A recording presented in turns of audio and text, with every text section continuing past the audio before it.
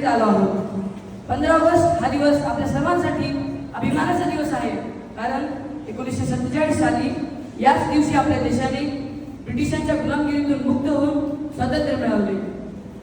स्वातंत्र्य हा माझा जन्मसिद्ध हक्क आहे आणि तो मी मिळवणारच. लोकमान्य टिळकांचे हे वाक्य आजही आपल्याला प्रेरणा देते. हे स्वातंत्र्य आपल्याला सहजासहजी मिळालेले नाही.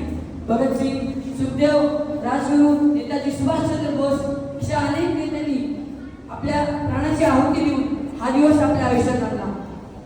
1942 साली भारत छोडो आंदोलनावेळी एक 14 वर्षाचा मुलगा स्वतःच्या गावात इंग्रजांविरुद्ध निदर्शने करत होता.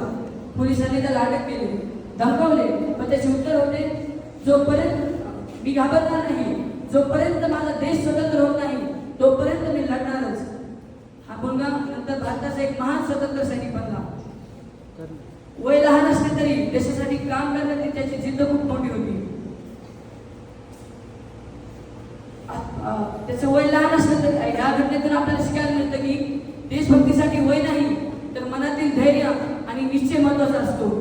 ये वाक्य हिंदी में दोहराना चाहूंगा, देशभक्ति के लिए उम्र नहीं बल्कि धैर्य और साहस होना चाहिए.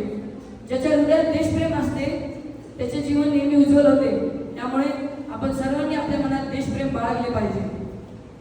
स्वातंत्र्यानंतर आपल्या देशाने शिक्षण, शेती अशा अनेक क्षेत्रात खूप मोठी प्रगती केली. पण खरी प्रगती तेव्हाच होईल जेव्हा प्रत्येक भारतीय नागरिक एक जबाबदार नागरिक म्हणून स्वतःची कर्तव्य पार पाडेल. तर चला, म्हणून माझा देश माझा अभिमान, माझा देश माझा अभिमान ही भावना मनात ठेवून कार्य करूया. जय हिंद, जय भारत.